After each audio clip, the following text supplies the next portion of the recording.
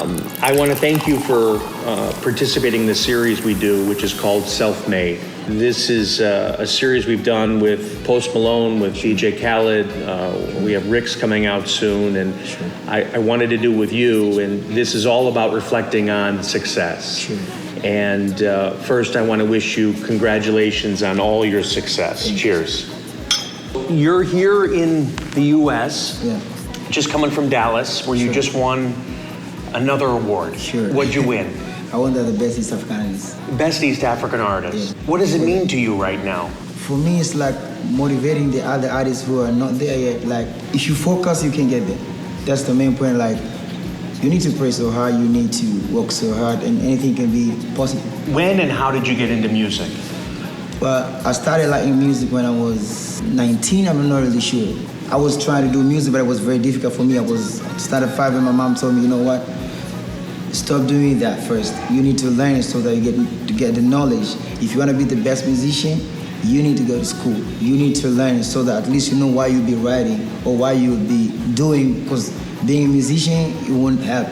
You need to know what you'll be doing. So go learn why you're doing your stuff. She used to take me to the events, go open for the big artists when they're performing. I went to some of the record label and asked for them to take me in. They were like, no, we can't for the meantime because we got artists already. So then I said, what should I do? I need to record. Maybe if I'm gonna have a song recorded, people they can trust. How can I get money to go to the studio? Then my mom gave me a gold ring to wear. My brother said, you know what, let's go sell this ring. We sold that ring for $35. After that, I took $30 to the studio because I saw on the newspaper that the studio say like, they've got offer. If you pay $35, they can record for you. So then I went and paid $30 as the down payment, and then I say I need to remain with this $5 so that at least I can survive. So I said. After that, I recorded that song, but I didn't have that enough experience that to create a hit. Yeah. So I just had an idea that I can record, I can write the song. So I can't say the song that I recorded was 100% perfect. It wasn't that. But then it gave me a chance to get a person that said like, if this kid, this is his first song, then the next song can be more, maybe nice. Yeah. Did you have family members in the music industry or like? My mom used to like music as well. So I think the way how she was playing music at the house, I started listening to that, I started liking the music. Who were you listening to? Who were the artists that you liked? Musician from Tanzania, like Q-Chief, Dolly Sykes, Juma Nature. How about international artists? About the international artists that I used to like? Yeah. Asha Raymond. Yeah. Asha Raymond is the person that, when it comes to the stage, you feel like, wow, how did I do that? Type of music and everything, the videos. What was do you think, when you look back, your big break? This song called Nenda Kamwambie, that was considered that was the song introduced me to my Tanzanian market.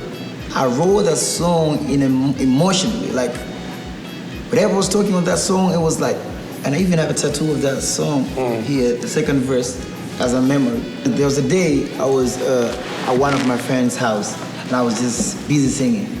And he said, you know what, Diamond, you know you got talent. There's this guy called Papa Misifa. He can hold your hand because he's been trying to hold other artists, but unfortunately they can't make it. So I went, and then I said, okay, cool, let me hear what you got.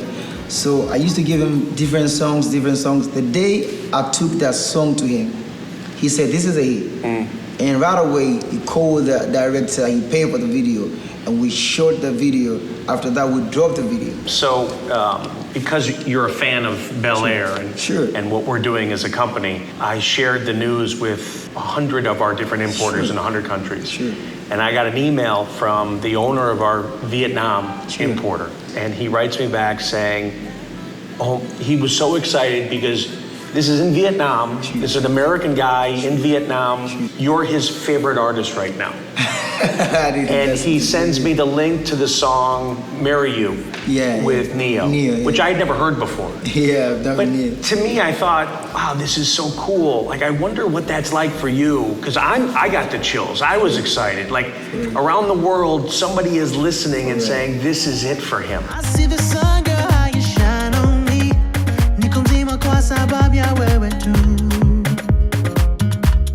How does international artists, in this case, the #1 artist in East Africa, how is that a feel for you? What does that do for your audience and your fans? So, but I love creating a bond between my zone and other side zone so that we can bring peace and love to each other. I don't want to wait for the politician to do that. I want to use my music in a very right way. So when I get a collab with a person from other side, I feel like, yo, I'm doing it now.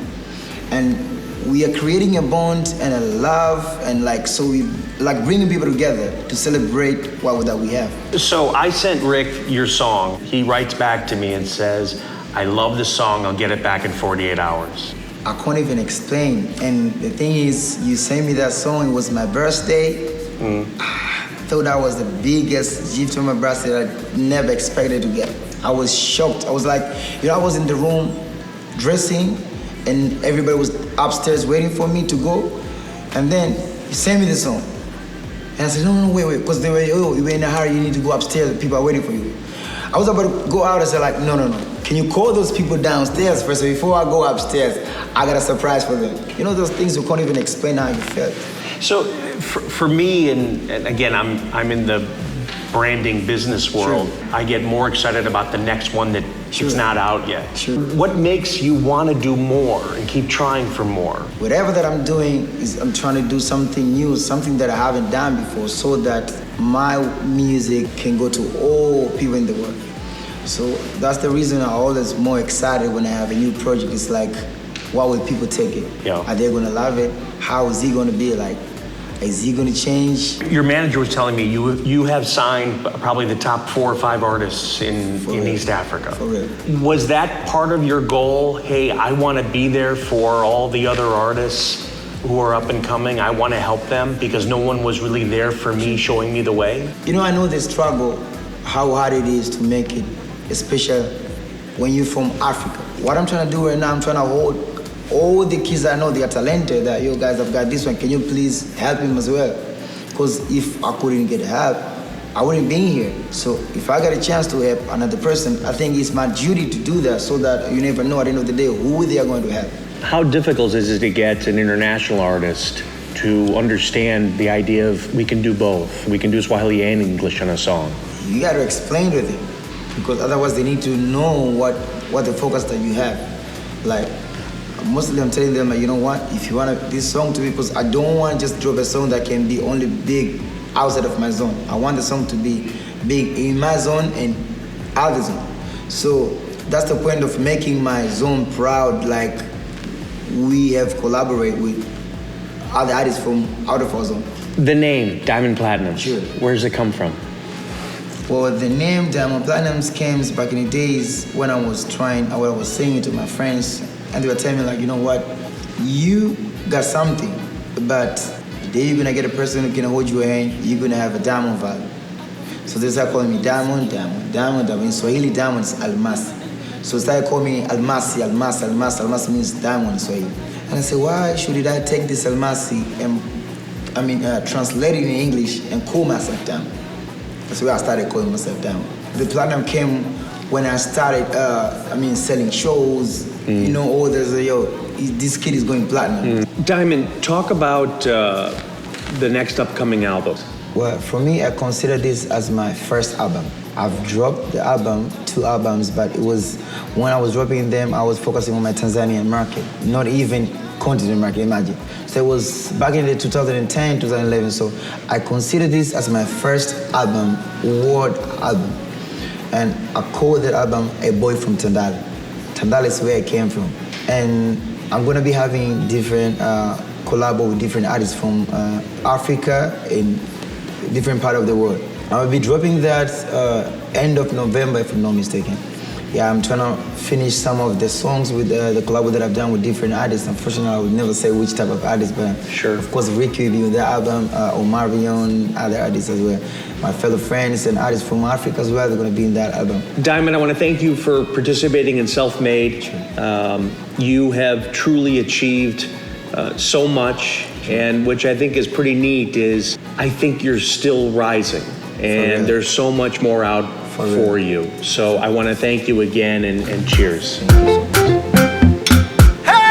You're my beautiful lady.